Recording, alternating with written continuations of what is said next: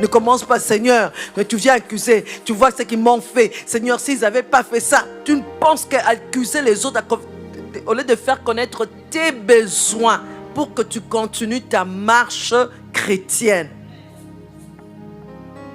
Seigneur, console-moi, fortifie-moi. Tu es le consolateur. Cher Saint-Esprit, console-moi, console-moi, console-moi. Ça m'a pris plus d'une année. Je disais, Saint-Esprit, console-moi. Console-moi de la mort de ma mère. Console-moi. Console-moi. Et je lisais. Et jusqu'à ce que je suis tombée sur une prédication où ce prédicateur parlait des portes ouvertes quand tu continues à trop pleurer. Un être cher tourne la page. Ce jour, je me suis levée. Déclic dans ma tête. Elle est morte, elle est partie, c'est fini. Et puis Viviane, elle est morte à 76 ans. Toi, tu en as combien? Prie que toi aussi tu atteignes cet âge-là. Bénis Dieu, tu l'as eu pendant 76 ans. Bon, pas 76 ans. Je l'ai trouvé sur terre, moi. Mais je l'ai eu pendant longtemps. Il y en a qui... Les Saints-Esprit me montraient Viviane. Et cela, il faut se comparer. Et celles qui sont orphelines de mère, dès le bas âge, qu'est-ce qu'elle se suicide? Elle devait se suicider. Hein? J'ai reconnu que c'était une grâce. J'ai tourné la page. Il m'a rendu capable.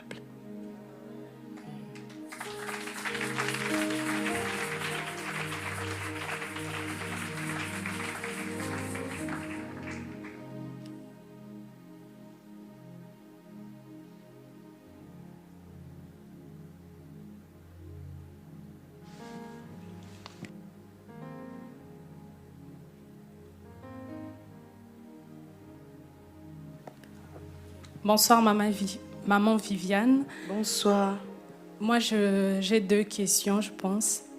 La première question est de savoir comment se préparer mentalement pour recevoir positivement une bénédiction ou quelque chose que Dieu a préparé pour nous. Je vais m'expliquer. Par exemple, la femme dont vous nous avez parlé, la femme de distinction, lorsque le prophète lui a dit qu'elle va tomber enceinte, elle n'y croyait pas vraiment. Et après, elle est tombée enceinte. Mais bon, elle était... comment je peux dire, dans une attitude un peu plate, pas trop négative.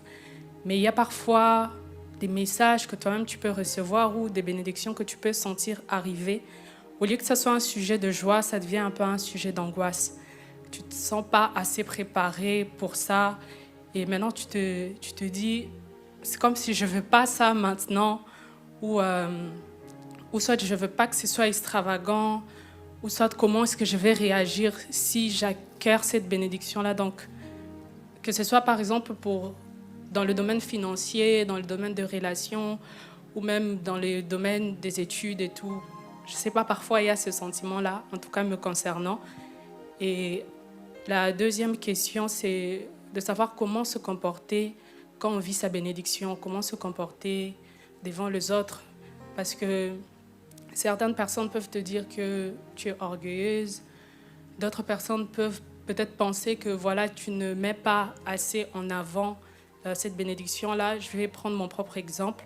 Le Seigneur m'a fait grâce de venir en Belgique, alors je priais beaucoup pour me déplacer à cause de plusieurs problèmes que je vivais. Du coup, pour mes proches, pour mes amis, c'est vraiment profite, prends des photos, envoie-nous, etc.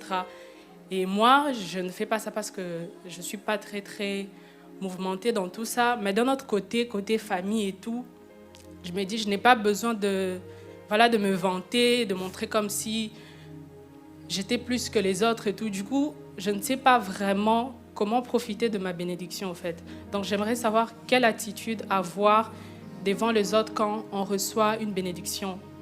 Voilà. Pourquoi vous avez applaudi? Vous avez beaucoup aimé la question? Je ne comprends pas, je voudrais comprendre. Vous avez beaucoup, parce que tout à l'heure, vous n'avez pas applaudi. Donc, vous avez beaucoup aimé la question. Ok. Je vais essayer de reformuler. Donc, la première question, c'est parti déjà.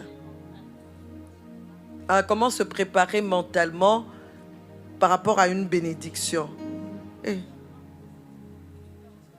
Pardon? Oui, pour la recevoir positivement. Et tu souffres pour rien, hein? Je vois pas pourquoi je veux me... Bon, ok. Je me dis, pour moi, c'était une bénédiction de venir prêcher ici. C'est une bénédiction. Je vais prendre un exemple pratique, hein. C'était une bénédiction pour moi de venir prêcher ici. Quand on m'a appelé, quand le pasteur Eva m'a appelé pour m'en parler, directement, j'ai eu l'angoisse.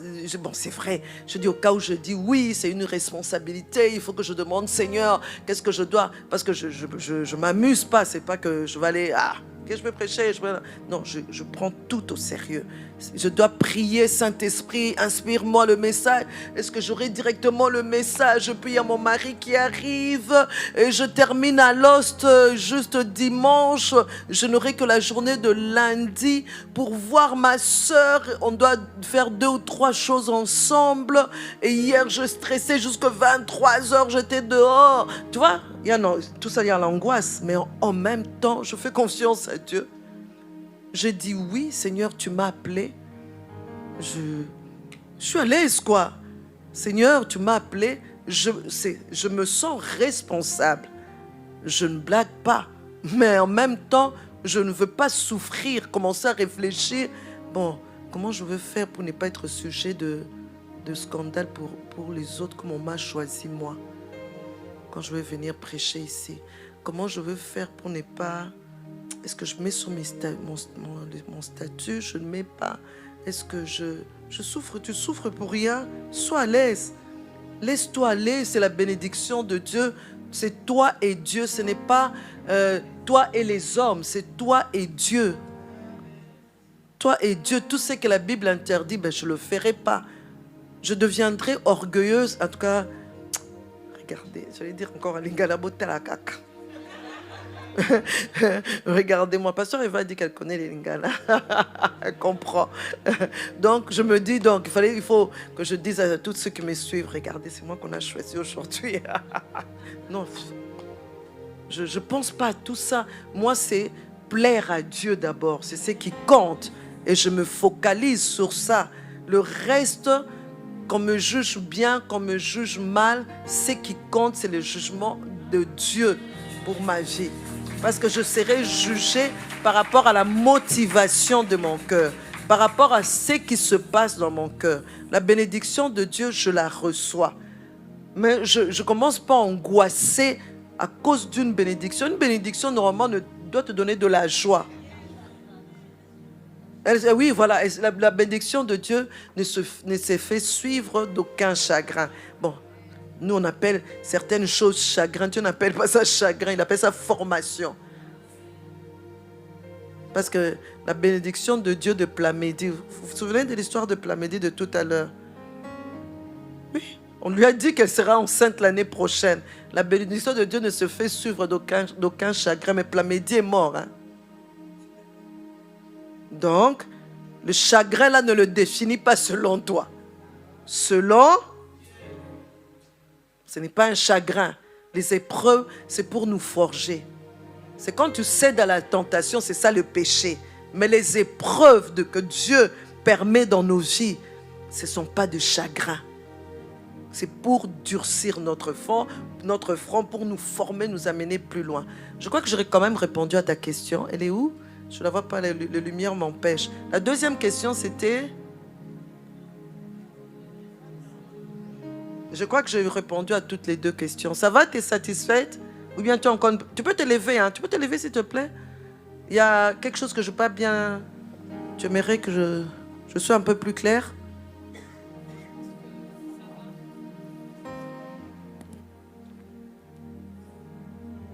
Par exemple, par rapport à ton appel, tu as dit que Dieu t'a appelé, il t'a fait une grâce, tu es venu ici, alors les autres s'attendent à ce que tu fasses ceci, mais ne pense pas aux autres, s'il te plaît.